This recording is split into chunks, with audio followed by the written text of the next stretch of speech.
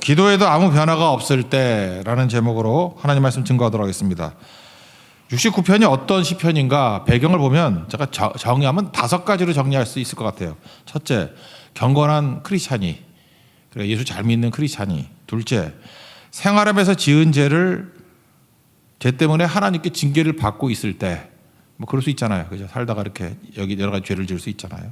세 번째, 그걸 보고 대적이 과도하고 부당하게 공격하면서, 이게 세 번째예요. 나는 한 10밖에 안 됐는데 한 100으로 공격하고 막 그럴 수 있죠. 결론은 하나님 앞에서죠. 하나님 앞에서는 죄인이지만 대적의 공격 같은 혐의는 없는 모습일 때, 그죠? 그 정도는 아니라는 거예요. 5번째, 그때 부르짖는 기도. 그런 겁니다. 이게 요약하면 그런 거. 배경 아시겠죠? 우리가 뭐 의인 아니잖아요. 죄 짓죠. 근데 너무 과도하고 부당하게 막 공격을 해서 이건 아니잖아. 그럴 때 했던 기도라는 거예요. 일상에서 뭐 거의 이런 거겠죠. 여기서 할 수 있는 게 무엇입니까? 우리가 당하는 고난이 그렇게 간단한 게 아니라는 것입니다. 되게 다양하고 복잡하고 복합적이라는 것입니다. 내가 하나님 앞에서 잘못해서 뭐 징계로서 나를 훈련시키기 위해 연단으로서 고난 당할 수 있습니다. 근데 또 대적들이 말하는 것 같이 그런 건 아니거든요. 대적은 3가지 공통점이 있죠. 과도해요. 막 10인데 100 정도 공격하고, 부당해요. 아닌 것까지 막 덮어씌우고, 매도라 그러죠. 막 거짓말한다고. 그래서 세 번째, 억울하죠. 그거 아니야, 그거 아니야. 그러다 보면은 싸움만 나는 거죠. 이거 우리 일상에서 너무너무 많이 겪는 일이라는 것입니다. 그래서 고난은 복잡하다. 그래서 인생에서 제일 중요한 게 뭐냐? 이 고난을 해석하는 거 되게 중요한 겁니다. 고난에 접하는 거. 여기 보니까 얼마나 힘든지 이렇게 익사당하는 것 같다고. 물 차오는 거 봤습니까? 리비아에서 이번에 뭐 홍수 났던데 물이 막 차오니까 목까지 왔다가 그럼 죽음이죠. 몇 센치만 올라오면 죽잖아요. 그리고 또 수렁. 우리나라는 별로 없지만 이렇게 바다가 없는 늪이라 그러죠. 늪. 빠져들었는데 점점 움직일수록 빠져들어가는 거예요. 디딤이 없으니까. 허우적거리면 거릴수록 죽습니다. 내 입으로 빠져나올 수 없습니다. 그게 늪이잖아요. 그래서 물이 목까지 차왔습니다. 죽기 직전입니다. 내가 늪에 빠졌습니다. 그런 고백이에요. 1절 2절이 그 상황입니다. 읽겠습니다. 시작. 하나님이여 나를 구원하소서. 물들이 내 영혼에까지 흘러 들어왔나이다. 내가 살 곳이 없는 깊은 수렁에 빠지며 깊은 물에 들어가나 큰 물이 내게 넘치나이다. 여기서 수렁과 큰 물이 뭐냐? 단서가 14절 15절에 나오는데 나를 미워하는 사람들이에요. 14, 15절인데 14절만 읽을까요? 14절 읽겠습니다. 시작. 나를 수렁에서 건지사 빠지지 말게 하시고 나를 미워하는 자에게서의 깊은 물에서 건지소서. 그러니까 여기서 뭐 수렁이다, 뭐 목까지 차오는 물이다, 웅덩이다, 나를 미워하는 사람들이다, 그런 뜻입니다. 항상 사람이 우리를 숨막히게 하고 사람이 우리를 죽이게 한다라는 것입니다. 하여튼 정리합시다. 우리 인생을 살아가면서 막 인신 공격하는 대적들이 있죠. 그들의 대적이 일단 너무 과도해요. 두 번째, 맞지도 않아요. 부당해요. 그래서 우리가 억울합니다. 이런 상황에 놓였을 때 우리가 뭘 깨달아야 될 것인가? 우리 뭐 거의 99% 다 여기 해당될 것 같은데 이때를 지혜롭게 나와야 된다는 것입니다. 3가지로 정리하겠습니다. 첫 번째는 칼빈의 말인데 너무 당황하지 마라. 그죠? 이거 뭐 당연한 건데 너무 당황하지 말아라. 예, 결론적으로 보면 이것 때문에 예수님 체험하는 거고 성장하게 된다, 그런 뜻이라는 것입니다. 여기 이 사람이 기도 안 한 거 아닙니다. 기도했는데 결과가 없어요. 3절입니다. 3절 읽겠습니다. 시작. 내가 부르짖음으로 피곤하여 나의 목이 마르며 나의 하나님을 바라서 나의 눈이 쇠하였나이다. 하나님을 바라봤죠. 잘한 거예요. 부르짖었죠. 제대로 하고 있습니다. 얼마나 기도를 많이 했는지 목이 마르고 눈이 쇠했다. 그런 거 아십니까? 그 기도 안 했다가 아니에요. 얼마나 열심히 간절히 기도했는지 목이 다 쉬었다, 그런 뜻이에요. 목이 안 나온다. 우리 성도들 보면은 막 목이 잠겨가지고, 감기 말고요, 막 기도해서 잠겨가지고 기도원 원장 같은 목소리를 하는 분들도 많이 있고 그래요. 기도 안 하는 게 아니잖아요. 기도 열심히 합니다. 그 다음에 그 기도 또 많이 하면요, 그 눈이 떠지지 않고 그렇습니다. 저는 지금 뭐 실로 지금 묶어놔가지고 이 꼴이 된 거지. 그러니까 띄어버렸어요. 보기 싫어가지고. 예. 근데 이러면 안 되는 건가? 하여튼 띄어버렸어요. 하여튼 그랬고. 근데 기도를 많이 해서도 눈이 안 떠지는 경우가 있다고요. 너무너무 퉁퉁 부어가지고, 그죠? 눈이 안 보이고 막 그러는 거 있죠. 이번에 보니까 수술받는 은준이 이렇게 뭐 감염이 되니까 눈이 퉁퉁 부어가지고 눈 떠지는 게 그게 복이더라고요. 그런데 너무 고통스러워서 기도하다가 눈이 부어서 눈이 안 떠지는 분들도 있습니다. 그 상황이에요. 이제 다윗이 얼마나 힘들었는지 내가 고래고래 소리 질러가지고 기도했더니 목이 안 나옵니다. 목소리가 안 나옵니다. 얼마나 울었는지 눈이 떠지지 않습니다. 그렇다라는 거예요. 기도 못하는 것도 힘들지만 기도하는 것도 힘듭니다. 왜? 기도했는데 결과가 안 보여요. 아무 일도 안 벌어져요. 우리 그럴 때 얼마나 답답합니까? 그러면 그냥 중간 빼먹고 우리는 미리 결론을 알아야 힘이 되죠.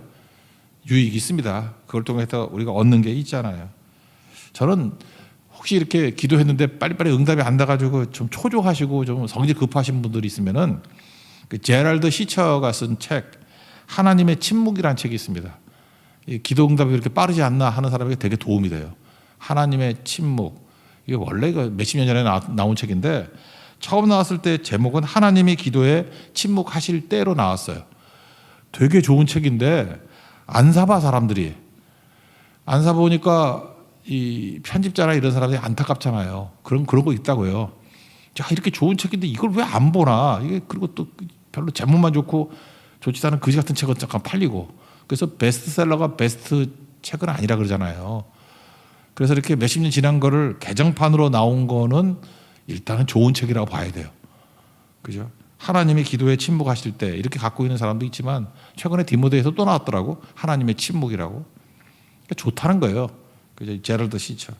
제가 이 내용들을 챕터를 세 군데만 요약해 줄게요. 챕터 4에 보면 네 번째 계속 질문할 수 있는 용기, 이게 제목이에요.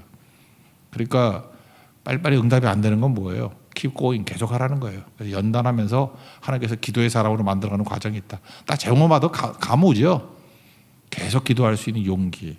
그 다음에 챕터 5하고 6를 보면은 하나님의 뜻대로 하는 기도가 5부고 6부는 우리를 바꾸는 기도. 그러니까 하나님께서 이렇게 빠르게 응답을 안 하고 침묵하시는 것 같이 보입니까?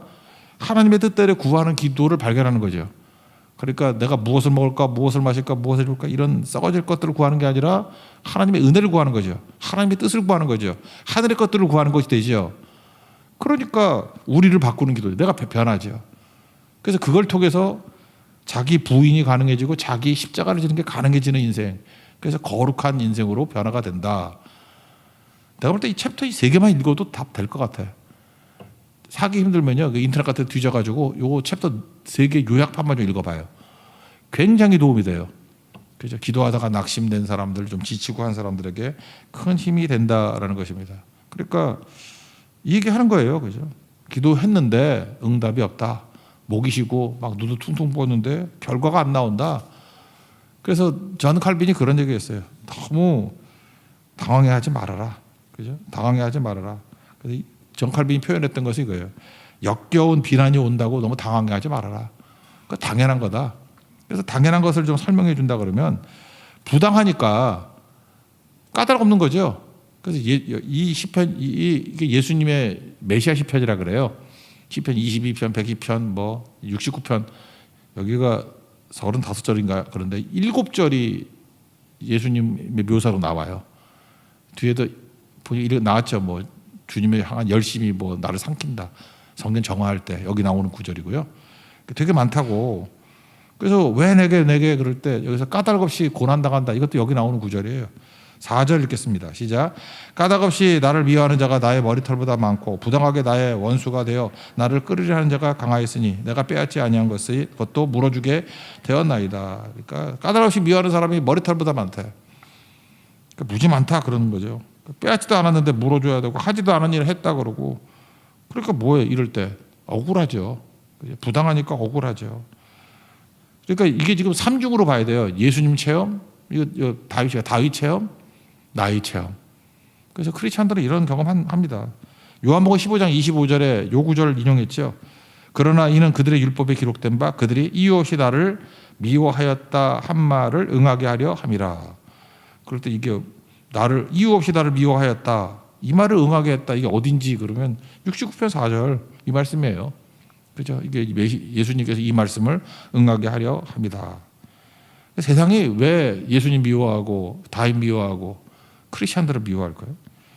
이유가 없다니까요. 그러니까 따지지 말아요. 그래서 맨날 기도할 때 제가 보니까 제일 허망한 게 뭐냐면 왜 내게 뭐 이런 거예요. 왜 내게만. 저도 옛날에 그런 기도 많이 했는데 지나갈 거 보니까 부끄러워. 요즘에 안 해 그거. 쓸데없다는 걸 알았거든. 벌써 옛날에 알았어요. Why Me Lord. 그 노래 옛날에 좋아했는데 안 들어 이제. 노래 듣지다. 그 노래가 뭐 저음이라서 좋았는데 요즘엔 듣기 싫더라고. 이미 다 알았기 때문에. 그런 거 묻는 거 아니에요. 이유가 없다니까. 없는 게 이유예요. 이유 없어요. 세상 사람들은 그러니까 어둠이니까. 어둠은 빛을 싫어하거든. 예수님 미움 당한 거 뭐 이유 있나? 시기심 때문이라고 그러잖아요. 시기심이 나한테 원인이 있어요? 그놈한테 원인이 있는 거지.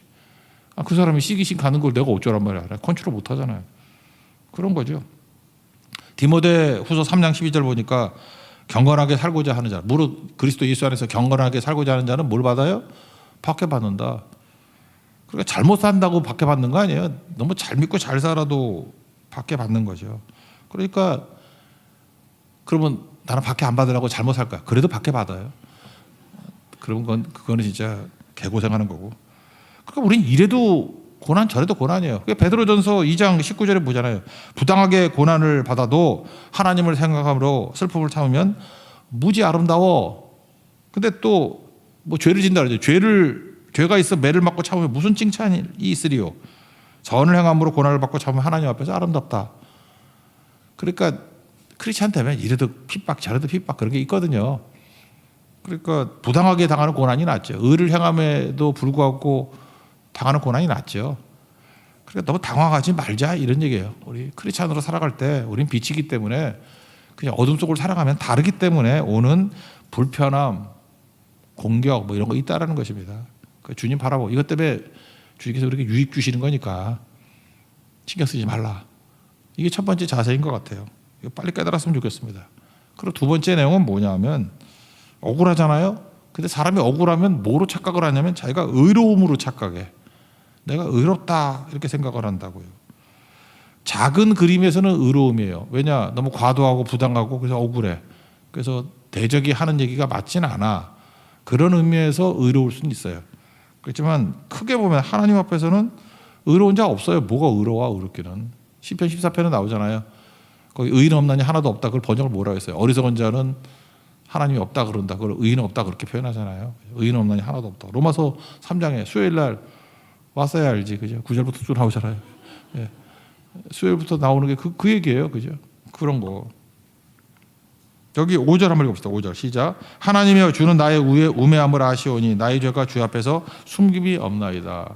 다윗은요 부당하고 과도하고 억울하고 그랬지만 하나님 앞에서 내가 죄인이라는 것을 인정합니다. 내가 우매하대요. 나의 우매함을 아시오니. 성경에서 말하는 우매함, 어리석음이라는 건 뭐냐? 도덕적 거만함 그런 거 아니고요. 진리를 위배한 그런 거 아니고 하나님은 그래요. 근데 나는 이래요. 그게 우매함이에요. 다시 말해서 내 생각과 내 고집을 버리지 않는 거예요. 그게 우매함이고 어리석음이고 그게 죄인이라고. 그러니까 내가 알기로는 내 생각에는 뭐 잠깐 이런 거 많이 나오죠. 그럼 그게 우매함, 어리석음. 그게 죄인이고 악인이에요. 그러니까 하나님을 나의 주인으로 안 모시는 거. 그러니까 은혜를 구하지 않는 거 그게 죄인이라고. 그러니까 이게 뭐 문제 있겠죠.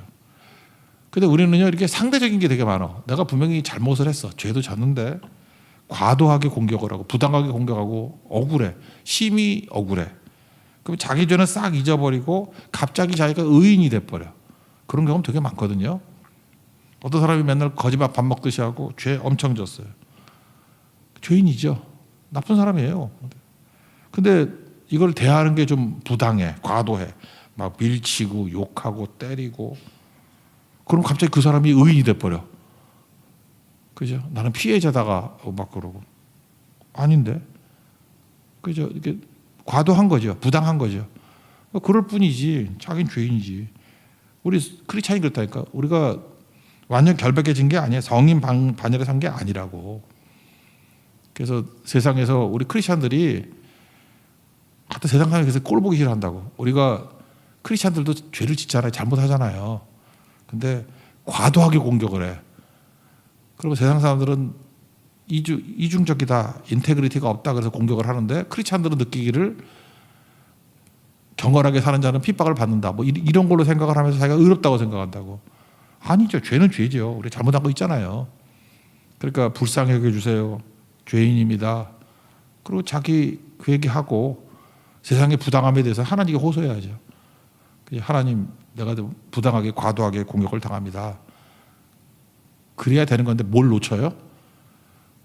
부당한 대우를 받는다고 내가 의인된 줄 안다고. 이게 우리 크리스찬들이 빠지는 함정 중에 제일 큰 함정이에요.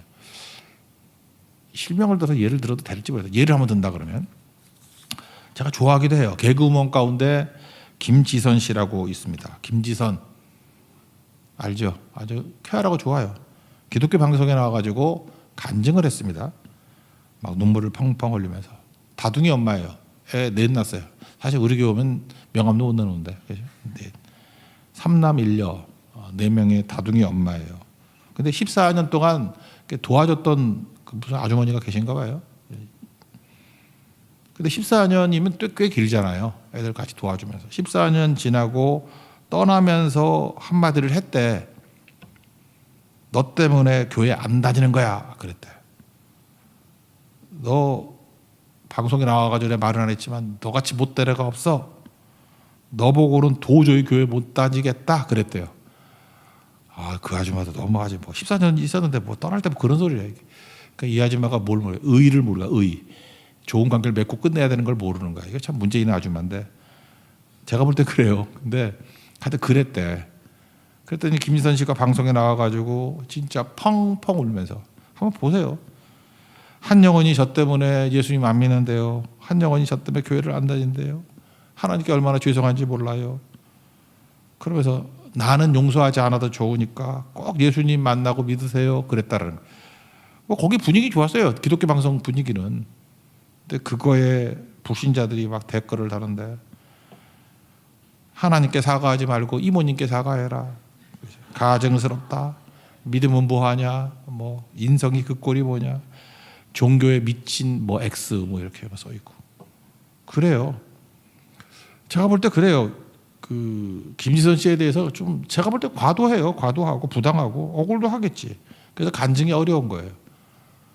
제가 리플레이를 몇 번 봤어요. 봤더니 약간 그렇게도 볼 수 있겠구나. 내가 얼마나 믿음이 좋은 여자인가를 보여주려고 하는 것도 있는 것 같기도 하고 또 아니면 죄송하지만 내가 막 그냥 불신자 같은 눈, 내가 불신자 전병욱으로 봤다고.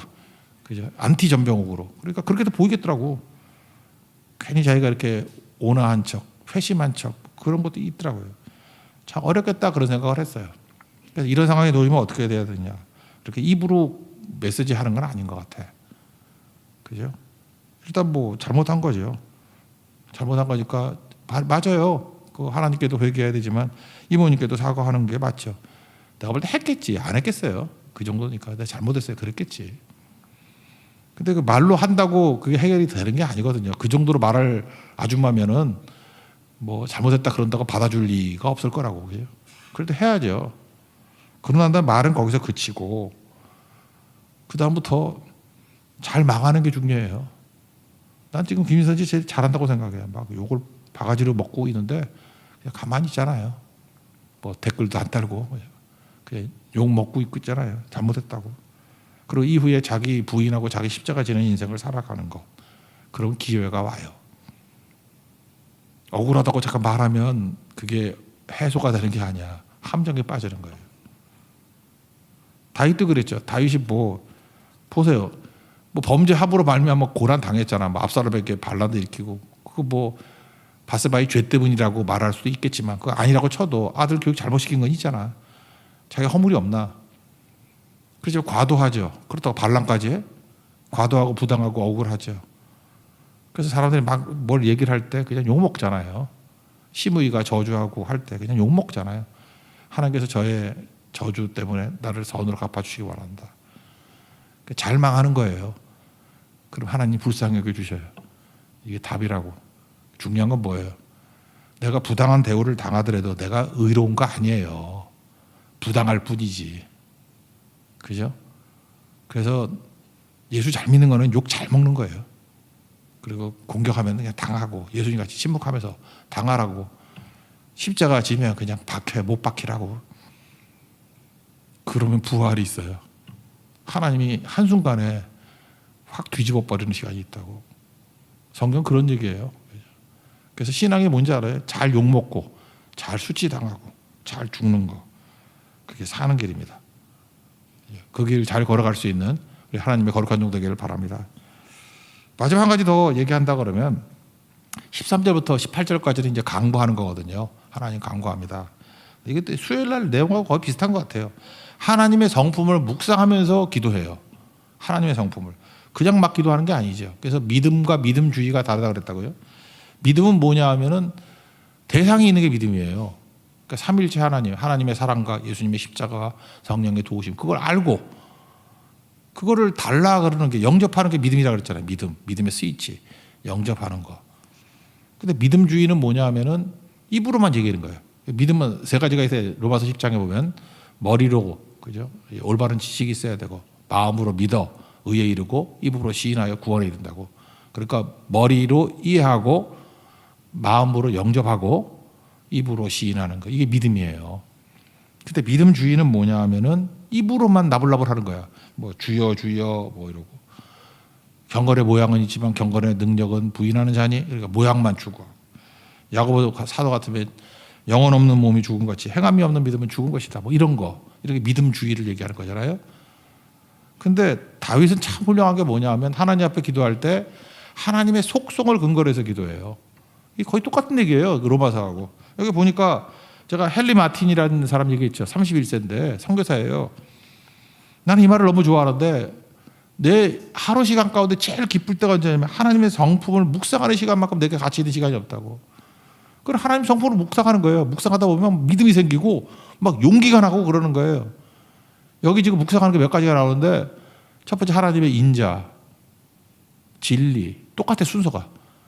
헤세드, 하나님의 사랑을 묵상하고, 진리, 에메트, 진리, 길, 올바름, 길 뭐 이런 거죠.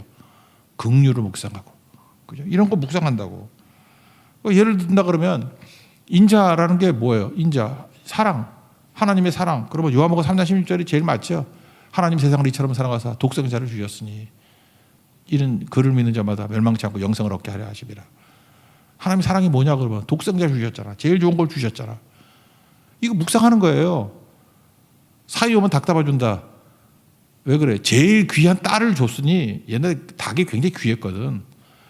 가장 귀한 딸도 줬는데 닭 못 줄 리 있겠냐 그런 거죠. 제일 좋은 거 좀 다 주는 거예요. 바울도 이런 걸 묵상했잖아요. 로마서 8장 32절.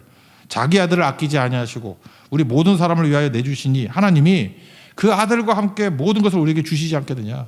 아니 독생자 예수 주셨는데 하나님이 못 줄 게 뭐가 있어. 이거 묵상했다고. 우리도 이런 묵상이 있어야 되죠. 아, 예수님 주셨는데 뭘 못 주시겠어. 그래서 하나님의 공급에 대한 의심이 사라지는 거예요. 구하라 그러면 주실 것이요, 찾으라 그러면 찾을 것이요, 문을 두드리면 열릴 것이다. 뒤에 읽어볼 것도 없죠.